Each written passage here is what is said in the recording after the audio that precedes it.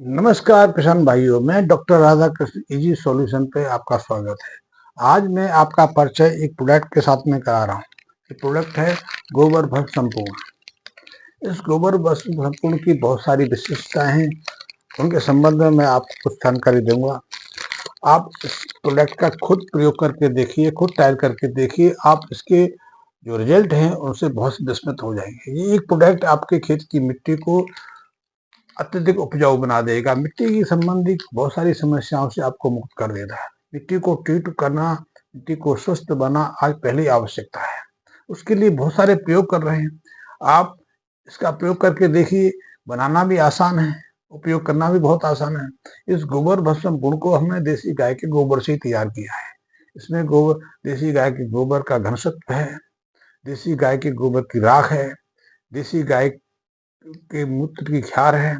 इसके अलावा इसमें कुछ वनस्पतियां हैं और मोरिंगा का जो एक्सट्रैक्ट है, मोरिंगा लीफ सब जानते हैं, डोमेस्टिक सहजन को। सहजन तो आज के समय सबसे पौष्टिक पौधा माना गया है। उसकी पत्तियां खाना, उसकी फली का प्रयोग करना, उसके बीज का प्रयोग करना हमें हमें स्वस्थ रखने के लिए सबसे महत्वपूर्ण एक आहार बताया जा रहा है। उसका प्रयोग भी बहुत लोग करते हैं। उसके जो बीज होते हैं, उसके जो सीड्स हैं, उनमें तो पानी शुद्ध करने की योग्यता रहती है। मैं सहजन के बारे में कभी फिर विस्तार से बताऊंगा, लेकिन सहजन का एक्सट्रैक्ट भी इसमें प्रयोग किया गया है। इसके अलावा सी बीड्स हैं, जो समुद्री शैवाल होता है, उसका एक्सट्रैक्ट भी है। समुद्र के पानी में हर पोषक तत्व है। आपको जानकर आश्चर्य होगा कि 1 लीटर समुद्र के पानी में काफी मात्रा में सोना रहता है, लेकिन सोना को अलग करना सोने की कीमत से ज्यादा पड़ जाता है, इसलिए ये फेल है। लेकिन समुद्र के पानी में सोना भी है, समुद्र के पानी में और पोषक तत्व भी हैं। तो उसी पानी में, उसी समुद्र के पानी में शैवाल विकसित होता है, पलता है और उन सारे पोषक तत्वों को स्वयं में ग्रहण कर लेता है। तो इस गोबर भस्म संपूर्ण में हमने जो सी बीड्स है, समुद्री शैवाल है, उसके एक्सट्रैक्ट को डाला है। इसके अलावा कुछ अलग सामान्य से जड़ी बूटी हैं, इसमें एलोवेरा भी है और कई और हैं। तो इससे ये गोबर भस्म संपूर्ण एक ऐसा मिश्रण बन गया है कि इसका प्रयोग जब हम मिट्टी में करते हैं तो मिट्टी के उपजाऊपन को ये शीर्ष स्थान पर ले जाता है। इसके निरंतर प्रयोग से मिट्टी का ऑर्गेनिक कार्बन बढ़ जाता है। मिट्टी में जो माइक्रोब्स की संख्या है वो असीमित स्तर तक बढ़ने शुरू हो जाती है। मिट्टी भुरभुरी हो जाती है। मिट्टी की जो हार्डनेस है, जो लगातार रासायनिक खादों के प्रयोग से कठोरता में बदल गई है मिट्टी को। मिट्टी, हमारी जो खेत की मिट्टी है, जल को ग्रहण नहीं कर पाती, सोख नहीं पाती है, उसकी नमी गायब हो गई है। उस नमी को भी ये दोबारा स्थापित कर देता है। इसके अलावा मिट्टी का पीएच जो है वो असंतुलित हो गया है। मिट्टी का पीएच या तो बढ़ गया है या घट गया है, या तो मिट्टी क्षारीय हो गई है या मिट्टी अम्लीय हो गई है, और इसके कारण भी मिट्टी के पोषक तत्व तुम्हारी फसलों को नहीं मिल पाते। मिट्टी की कठोरता के कारण जो बीज हम लगाते हैं, जो पौधा लगाते हैं, उसकी जड़ें जो अधिक गहराई तक नहीं जा पाती हैं, और गहराई तक न जाने के कारण ना तो वो पानी का अवशोषण पूरी मात्रा में कर पाती हैं, और मिट्टी की गहराई में जो पोषक तत्व हैं, कई पोषक तत्व तो मिट्टी की गहराई में है।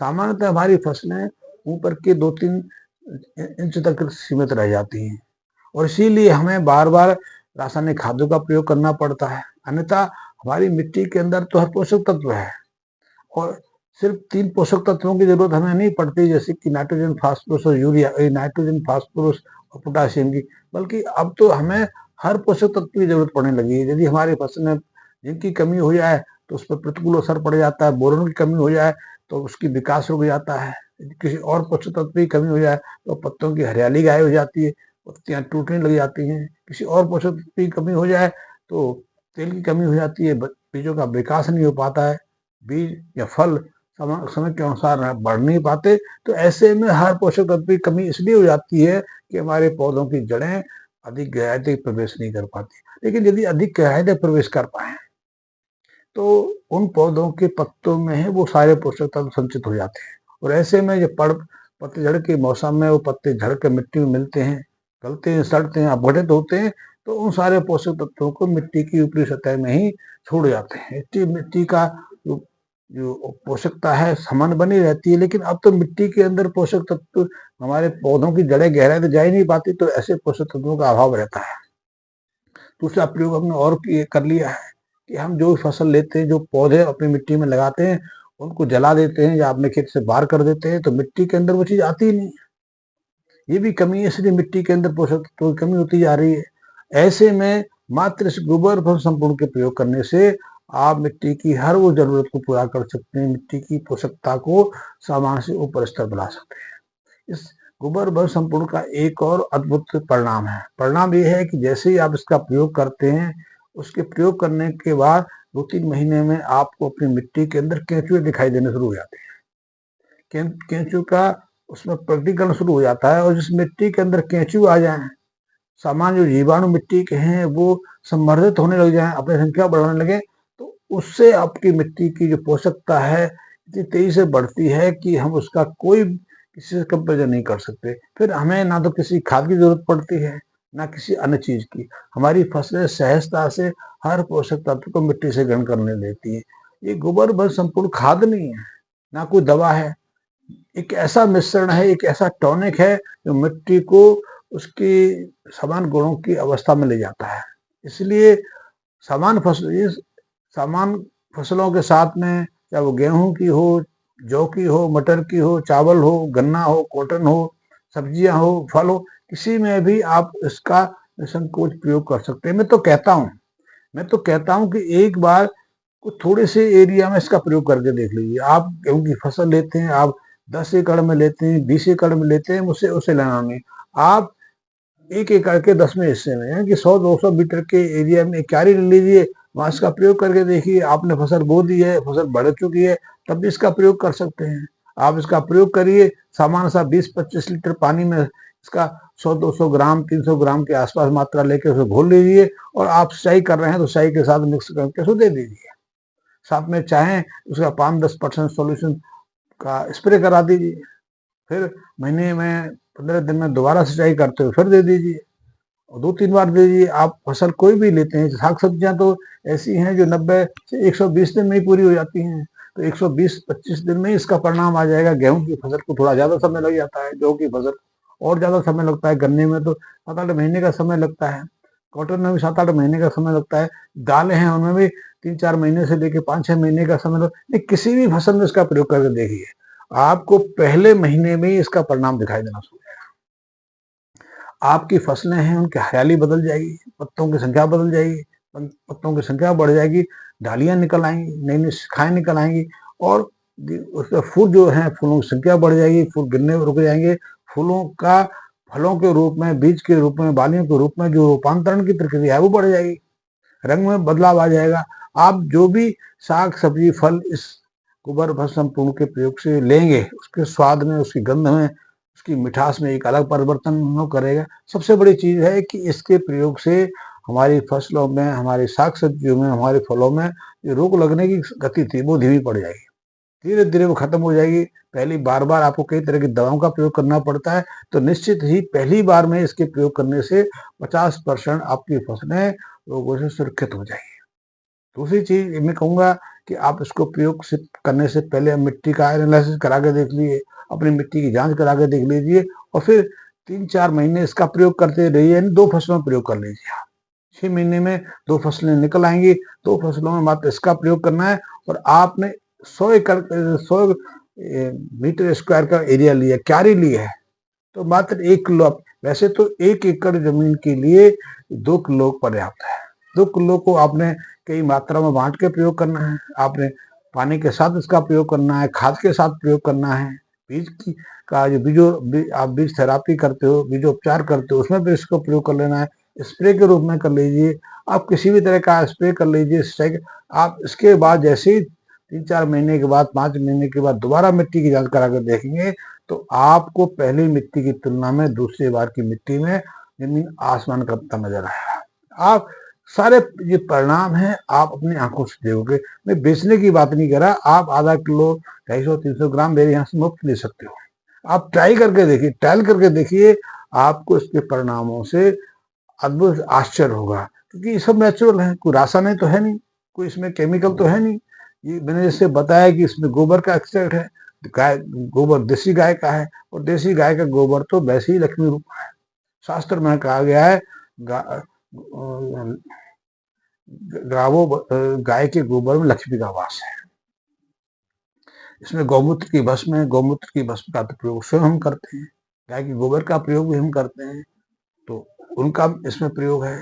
तीसरी, मैंने जैसे पहले कहा कि मोरिंगा का प्रयोग भी बहुत पूरा दुनिया में हो रहा है और वो अद्भुत पौष्टिक का एक पेड़ है।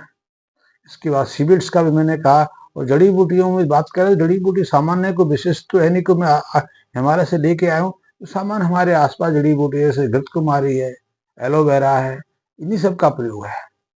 तो इन सब के प्रयोग से, इस मिश्रण के प्रयोग से, इस गोबर घास को प्रयोग करने से आपकी मिट्टी है, आपकी खेती है, शीर्ष स्तर पर चली जाएगी। मैं उदाहरण, बहुत सारे मित्रों को मैं उदाहरण देता हूँ कि आप कभी हिमालय गए हो, आप सिक्किम गए हो, उत्तराखंड गए हो, तो वहाँ किसान अभी जाने लगे हैं, वो भी आधे पूरे हिमालय में आज भी रासायनिक खादों का प्रयोग नहीं होता।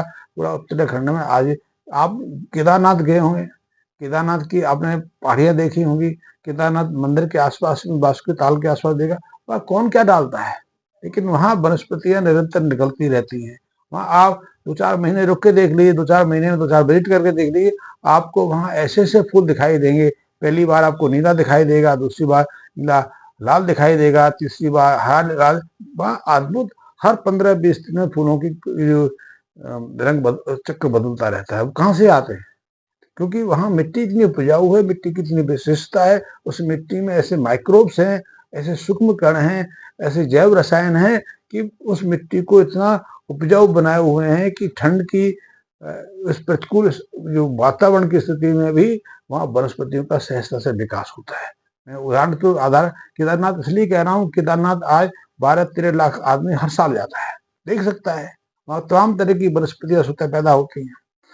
केदारनाथ तक की यात्रा आप देख लीजिए, यद्यपि वहाँ पहाड़ों का खनन हो रहा है, वहाँ मिट्टी कट रही है, इसलिए कुछ प्रतिकूल स्थितियां भी खड़ी हो रही हैं, लेकिन हिमाचल का है, उत्तराखंड का है, सिक्किम का है, वहाँ की मिट्टी बहुत ही फर्टिलाइज है। वहाँ की मिट्टी में बहुत सारे पोषक तत्व हैं जो सहजता से बिना किसी प्रयास के आप किसी भी तरह की फसल ले पाते। वनस्पतियों की गति तो बदलती रहती है, कारण वही कि प्राकृतिक स्थिति, और इसी प्राकृतिक स्थिति को हमने इस गोबर भस्म संपूर्ण के माध्यम से तैयार किया है। इस गोबर भस्म संपूर्ण में हर वो पोषक तत्व है जो मिट्टी को स्वस्थ रखने में, मिट्टी की आवश्यकता को पूरा करने में सहयोग देता है। तो आप इसका प्रयोग करके देखिए, और नहीं तो साधारणतः रूप से ही आप गोबर का प्रयोग करके देखिए।